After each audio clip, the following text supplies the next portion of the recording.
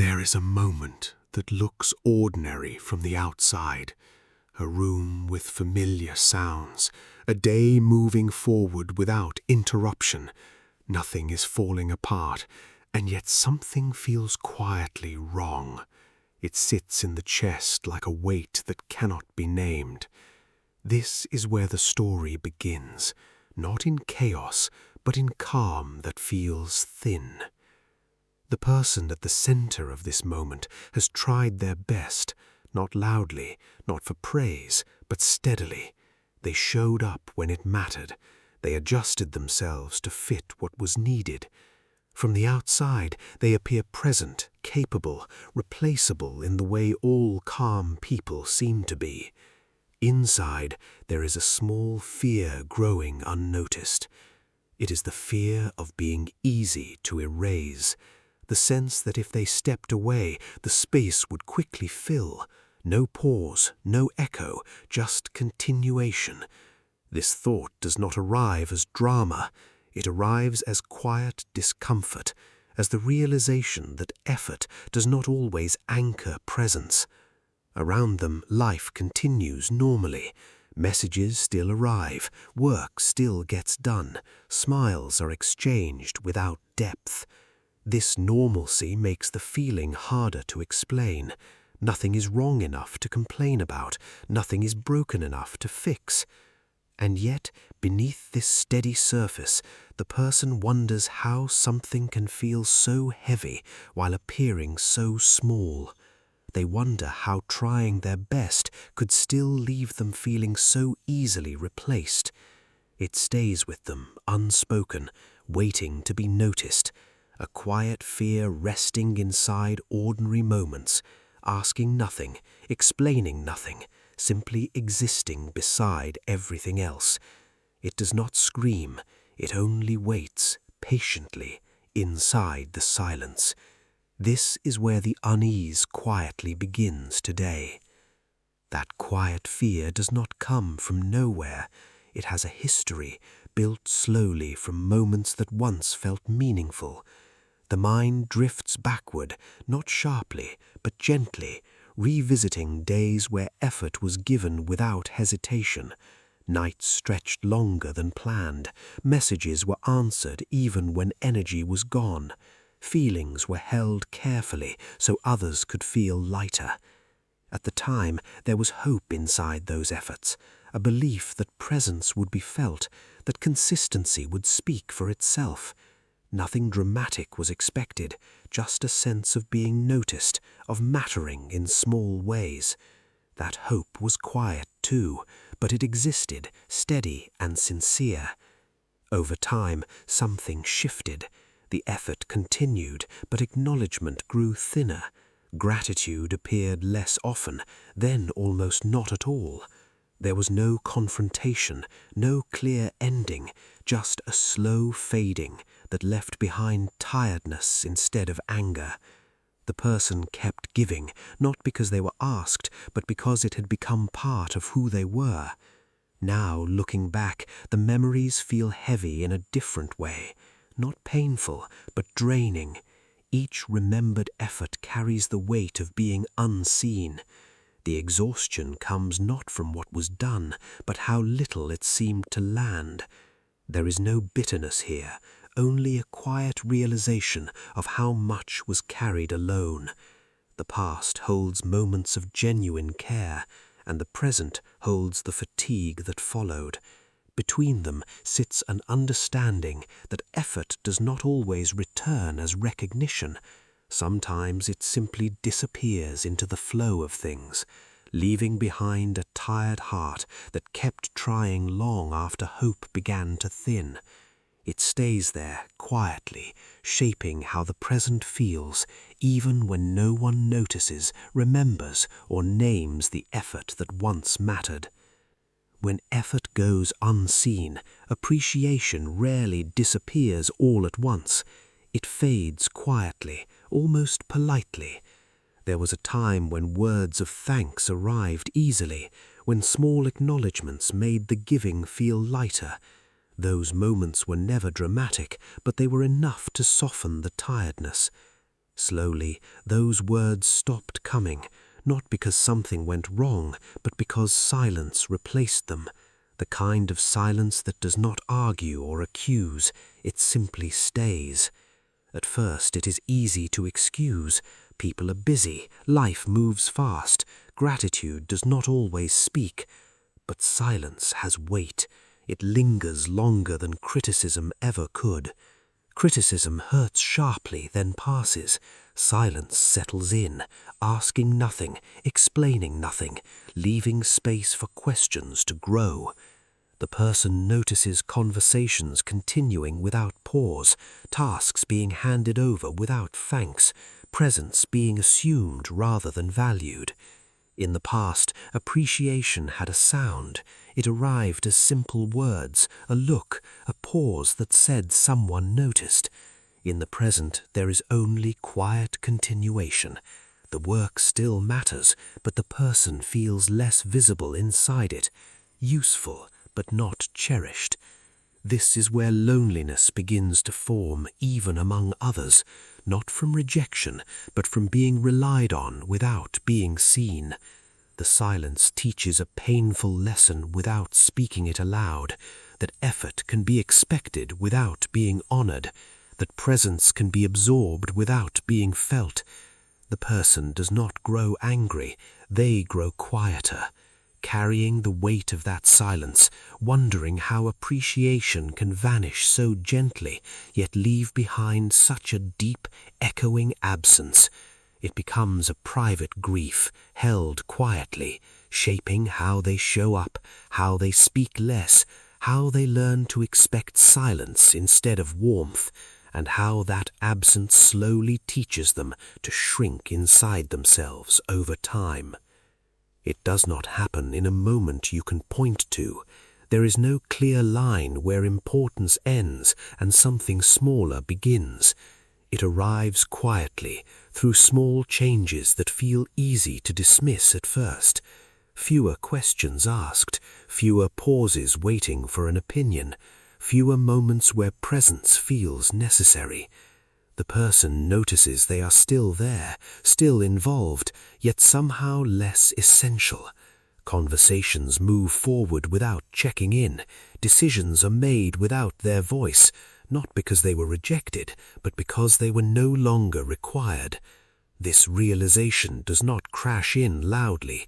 It settles slowly, like a truth that prefers silence. Once their presence carried weight. Being there mattered in ways that felt grounding. Now, being there feels optional. Nice, maybe, helpful, but not central.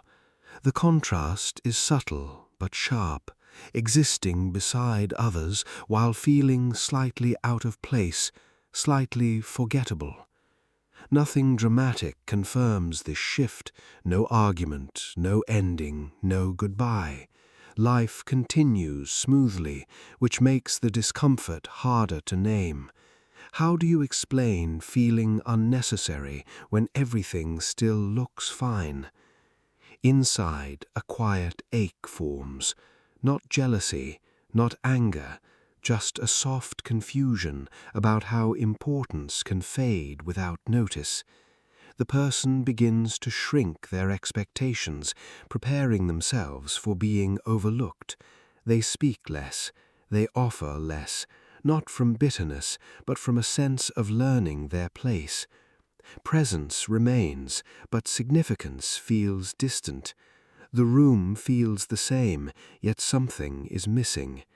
This is the discomfort of becoming optional, not erased, not removed, just slowly set aside. It leaves behind a familiar ache that does not demand answers. It only asks to be felt, gently, without resolution, sitting beside the silence that first taught them they could be replaced without disruption. It lingers quietly, shaping how they enter rooms, how they listen more than speak, and how they begin expecting absence even while still standing among familiar faces each ordinary day. The feeling of being optional leaves behind a question that does not ask loudly. It returns quietly, in pauses between thoughts, in moments when the room grows still. The question is simple, almost gentle, and that is what makes it hard to escape. If I disappeared, would it matter? It does not arrive as self-pity. It arrives as curiosity mixed with fear. The desire to matter presses softly against the worry of being forgettable. The person does not want to be special. They only want to know that their presence leaves some trace behind. This question follows them through ordinary moments, while walking, while listening, while doing what still needs to be done. It sits beside them without urgency. No answer is demanded. The question simply exists, repeating itself in different forms, wearing down certainty slowly. There is vulnerability in allowing this thought to stay. Most people push it away, replace it with noise or distraction. Here it is allowed to linger. The person notices how the question exposes a tender place inside, a place that wants to belong, to be remembered, to matter without performing. The contrast grows sharper here. On one side, the quiet hope of significance. On the other, the fear that absence would go unnoticed. Neither side wins. They sit together, evenly balanced, creating a fragile tension. This is the center of the story, where nothing is resolved. The question remains unanswered on purpose. It is held carefully, without judgment or reassurance. The person does not decide their worth here. They simply acknowledge the question's presence, understanding that asking it does not make them weak. It only reveals how deeply human the need to matter is, even when silence offers no reply yet. The question breathes quietly, staying close, waiting, neither answered nor dismissed today. After the question settles in, the mind begins to search for reasons. It looks backward, replaying moments, measuring itself against outcomes it could not control. Slowly, quietly, a dangerous link is formed. Being replaceable starts to feel like proof of failure. The person notices how easily this belief grows. If a role can be filled by someone else, then maybe the self was never enough. If presence was not missed, then maybe it never mattered. These thoughts do not arrive as cruelty. They arrive as logic, calm and convincing. Outside, roles change naturally. People come and go. Systems adjust without ceremony. But inside, something softer is happening. External replaceability is mistaken for internal worth. What was once situational becomes personal. What belonged to circumstances begins to feel like a flaw. The observer watches this process without interruption. There is no correction yet, no comfort offered, only awareness. The realization that the mind had been quietly blaming itself for things that were never measurements of value. This awareness does not erase the pain, it simply slows it, creates a small space between what happened and what it came to mean. In that space, self-blame loosens its grip slightly, not gone, but questioned. The contrast rests here. Roles are temporary, shifting, fragile. The inner self is steady, even when unseen. The story does not argue this truth. It only notices the confusion that blurred the line between them. And in noticing, something subtle begins to change. The weight remains, but it is no longer carried as punishment. It is carried as something observed, something understood a little more gently than before, without rushing toward relief. It becomes possible to see the pain without turning it inward, to notice the habit of self-blame forming, and to pause beside it, recognizing that awareness itself is a beginning, quiet and fragile but real, not resolution, only a softer way of holding what already exists inside. Something else becomes visible once the blame softens. Beneath the feeling of being overlooked, there is a quieter truth that never left. Even when attention faded, certain things stayed. The way the person cared did not disappear. The consistency did not vanish. The effort changed shape, but it did not turn into nothing. They still listened carefully, still showed up with the same patience, still held space without being asked, not because it was rewarded, but because it was natural to them. Being overlooked did not remove their humanity, it only hid it from view. This is not a moment of praise. Nothing here is celebrated loudly. It is simply noticed, the way one notices something familiar in low light. The contrast is gentle but clear. Others may have overlooked, but responded with silence, distance, or indifference. The person responded by remaining themselves. That realization carries both comfort and ache. Comfort because it reveals a steadiness that was never dependent on approval.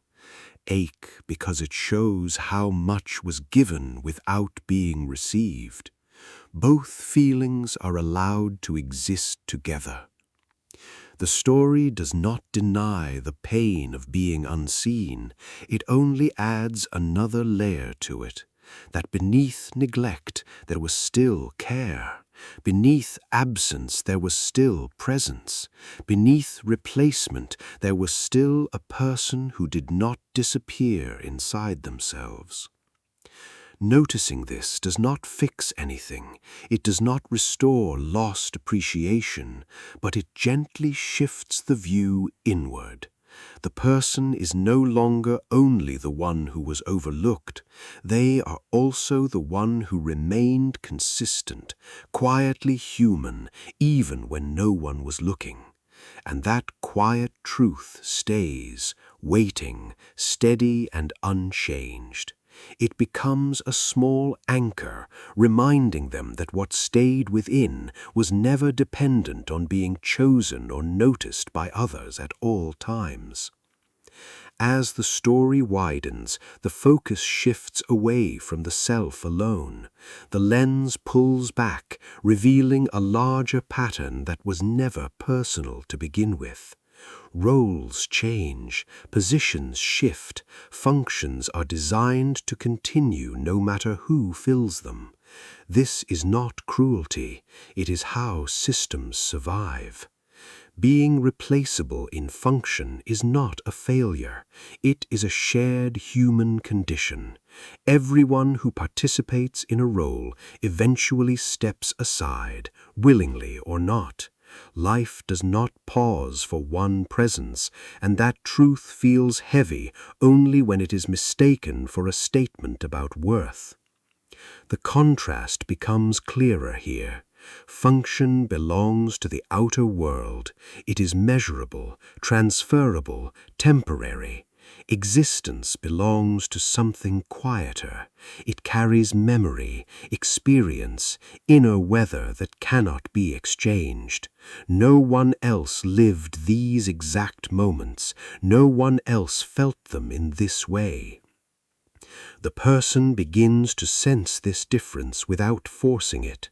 Replaceability loosens its grip when it is seen for what it is, not a judgment but a structure, not rejection but movement. This understanding does not erase sadness, but it removes its sharpest edge. There is relief in realizing that being replaceable does not make someone invisible. It only meant they were part of something larger than themselves. Their presence mattered while it was there, even if the world continued after. This perspective does not motivate, it settles. It places the experience back into shared humanity, where no one is exempt from change and no one is reduced to a role alone. The weight of self-blame softens here, replaced by a quieter truth. Being replaceable is human. Being human was always more than a function, and always will be, even when the world keeps moving forward without pause. This realization arrives gently, not as comfort, but as understanding, allowing the heart to rest briefly, without defending itself against change any more that once felt personal and unforgiving. After understanding settles, something inside begins to loosen. The constant effort to be remembered grows tiring in a way that cannot be explained easily. Trying to prove importance requires endless energy, because proof is never permanent. It must be earned again and again.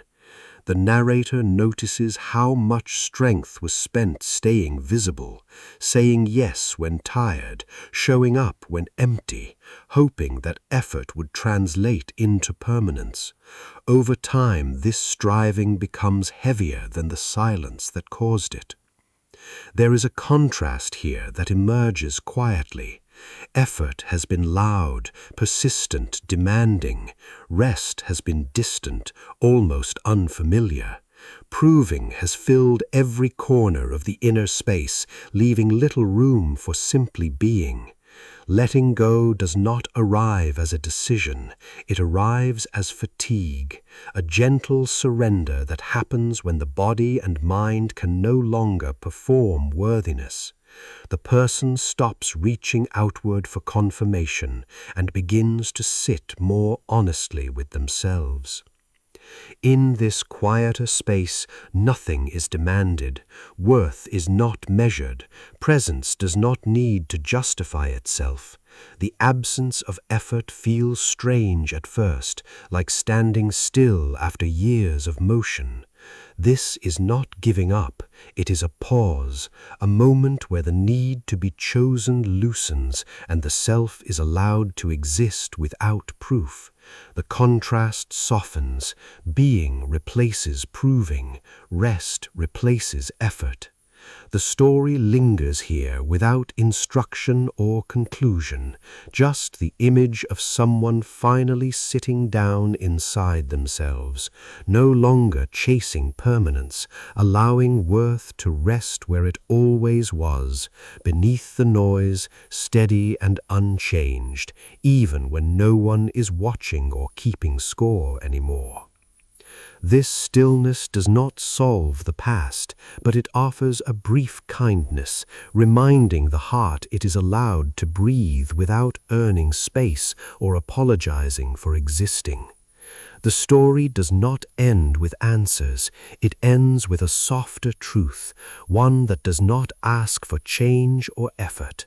After everything that was felt, there is a quiet acceptance that settles in. The world moves the way it always has. Roles shift, spaces fill again. None of that is personal. What remains untouched by replacement is the inner life that lived through it all, the thoughts carried in silence, the care given without applause, the exhaustion that stayed hidden. No one else inhabited those moments from the inside. No one else held them in the same way. The contrast finally rests here. Yes, roles can be replaced, positions continue, but the person who lived through trying, hoping, being overlooked and staying human was never interchangeable. That experience belongs to one inner world alone. This truth does not arrive loudly. It arrives like evening light, softening the edges of the day. There is no sudden healing, only a sense of being less at war with what happened. The person no longer needs to argue their place in the world. They begin to allow it quietly. Being replaceable no longer feels erasure. It feels like movement. Being human no longer feels like something to defend. It feels like something already complete. The narrator holds this moment gently. There is no lesson to extract, no direction to give, just the understanding that even if the world did not pause, the life lived inside it was real, meaningful, and deeply felt. The story closes with stillness, the kind that does not feel empty, but spacious, a reminder that you are not alone in this feeling. Others have sat in this same quiet, asking the same unspoken questions. Nothing needs to be proven now. Nothing needs to be fixed. The person remains, breathing, existing, carrying their inner life forward. And that, without any effort at all, is enough to let the story rest, right here, exactly as it is. In this ending, calm replaces urgency, and presence replaces fear, leaving the heart softer, slower, and gently aware that existing itself was never something that needed permission from anyone else at all.